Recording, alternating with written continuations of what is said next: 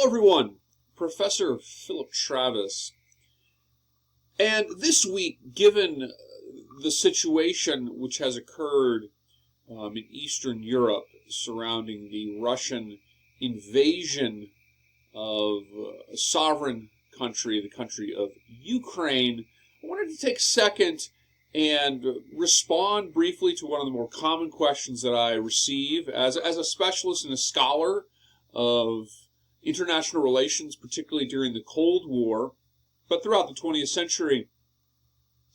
I wanted to respond to a very common question that is asked to me about this, or has been since this really began unfolding several weeks ago in the lead up to a formal conventional overt Russian invasion of Ukraine. And that is the question, is this somehow similar to the outbreak of World War II?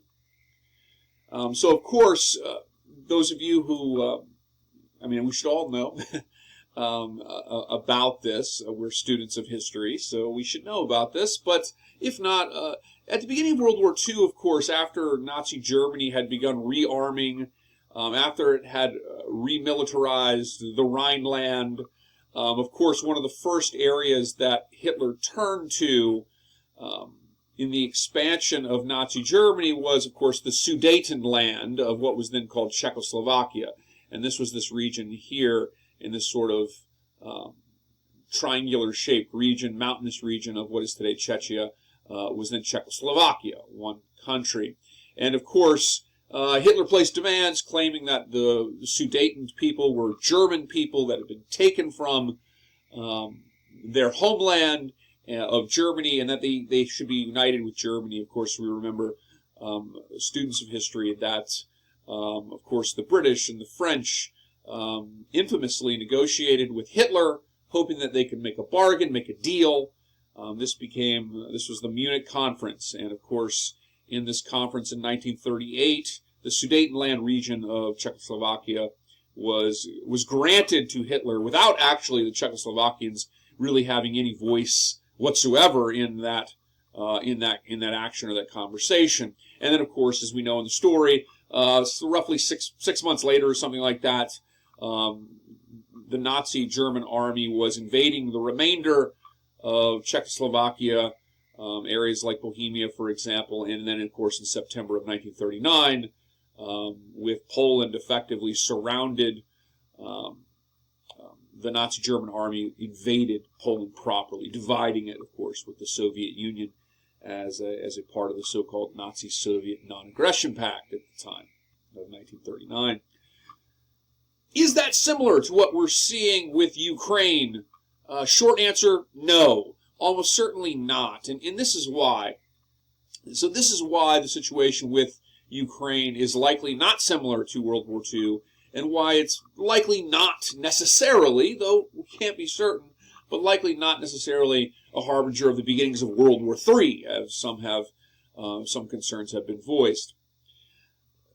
So when we looked at, of course, what happened during World War II with Nazi Germany, what you were witnessing was Nazi Germany's goal of creating a racial, ethnic German empire in Europe.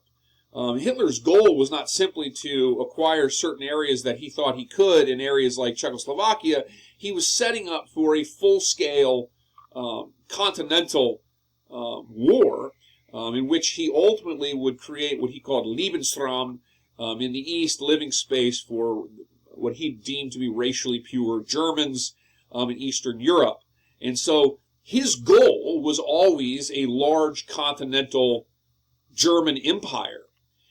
That's likely not Putin's goal. If you look at the history of Vladimir Putin in Russia, Vladimir Putin's foreign policy in Russia is opportunistic, meaning that, of course, at the end of the Cold War, at the beginning of the 1990s, when the Soviet Union collapsed, many of the territories that were part of the Soviet Union, certainly your Warsaw Pact states like Poland, of course, and East Germany, of course, gained their independence.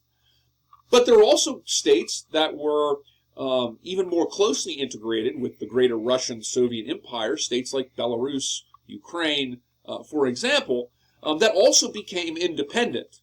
And Vladimir Putin has really long asserted that these territories, particularly places like Ukraine, are not really real countries, that they are really naturally part of the greater Soviet sphere of influence, and he's really made it a point to take opportunities when they exist to sort of reclaim and retake those territories as part of the greater sort of Russian sphere of influence. The invasion of Ukraine is not really a new thing. It is the most overt case of Vladimir Putin's sort of opportunism. But this is really a theme throughout Putin's foreign policy. In 2008, the war in Georgia, the country in the Caucasus Mountains, which you can't see on this map, but it's located down in here, north of Iran, near Azerbaijan and Armenia, a region there, a separatist region. Notice South Ossetia. Russia supported the separatists there in a brief sort of moment that didn't catch many people's attention. Of course, in 2014, when the Ukrainian Revolution overthrew a Russian-backed leader, Yanukovych, of course we know Putin annexed the Crimea and began supporting separatists in the Donbass region, which of course you can't see. The Crimea is right here. Donbass is over here on the edge of the eastern Russian frontier. And of course, this at the time was controversial, but over time, the controversy surrounding Crimea and the annexation of regions, or not annexation, the support of separatists in the Donbass region was something that sort of the Western world sort of got used to, and there were no sort of major actions taken. Of course, we also saw, again, opportunism and less overt uses of power. We've seen Putin engage in assassinations of journalists, of attempted assassinations of political opponents. We've seen Vladimir Putin's Russia engage in the hacking of elections in places like the United States. And of course, certainly playing a role in the outcome of an election in Belarus, where there is an authoritarian Russian-centric leader in place there as well. And of course, we know that a large portion of the Russian invasion of Ukraine, in fact, came from Belarus.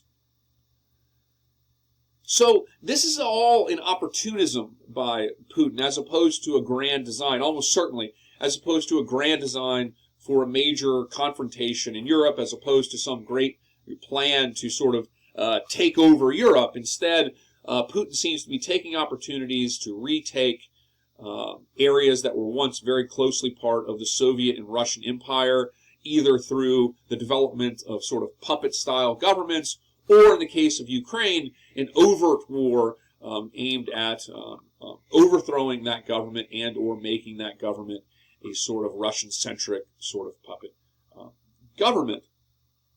Now, that doesn't mean the fact that almost certainly specialists on Russian foreign policy, they pretty much universally agree that this is not sort of the beginning of an attempt to invade all of Western Europe or something like that, but rather a case of opportunism.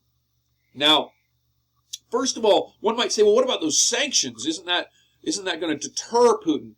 Probably not. Putin is probably going to play sort of a long game here. Putin probably assumes there will be a great deal of controversy right now, but as political winds shift and as time passes, Putin probably almost certainly believes that over time the West will tire of sort of sanctioning Russia over Ukraine, and slowly but surely Ukraine will, almost in a de facto sense, just sort of be kind of recognized as part of Russia, and will cease to be an area of controversy, and Russia will become incorporated sort of in a normal sense back into the world. Undoubtedly, that's probably what Putin is thinking.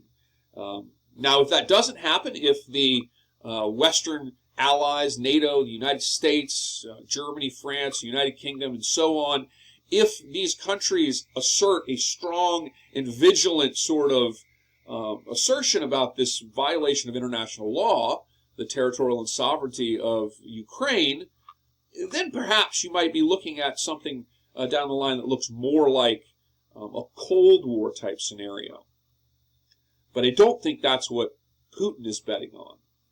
So, similarities to World War II? No, probably not. However, and this is the last thing I'll say, that doesn't mean, of course, that this is not something that should be highly concerning. I mean, of course it's highly concerning and tragic for the people of Ukraine, obviously.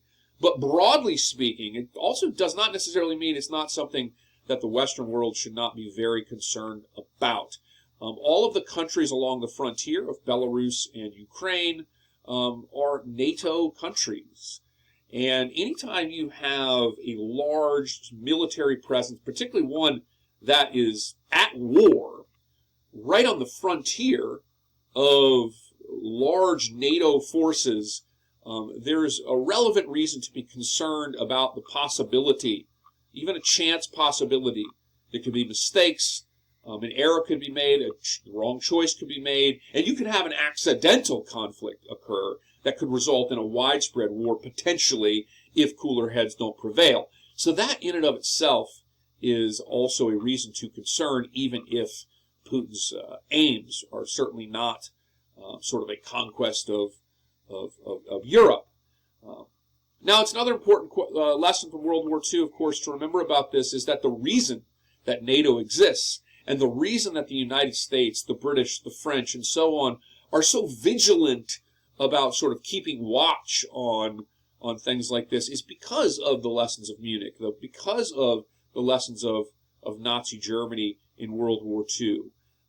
There was a great fear at the end of World War II when you saw the emergence of the Cold War that the Soviet Union, which at that time had, of course, occupied much of the regions that you see in this map, certainly Poland, Czechoslovakia, Hungary, these were all occupied. The Baltic states, Latvia, Lithuania, Estonia, were all occupied as part of what ultimately became known as, many of them at least, as part of the Warsaw Pact. And the Warsaw Pact was a Soviet counter to NATO. But the reason that NATO was created was to provide an alliance so that the Western world could defend against the potential emergence of an aggressive military power in Europe that might threaten the stability of Europe. And that's a very important lesson. That's a very important thing for us to remember, that the United States' preparedness and its allies' preparedness to work together in the world is because of those lessons of World War II. And it is the reason why the Western world is so vigilant, particularly in a situation like this, where you have an overt invasion of a sovereign country, a violation of international law on a large scale in Eastern Europe. So, summarize that video this week if you're one of my history students, and submit it into the extra credit discussion board. Thanks, everyone, and I'll see everyone in the next video.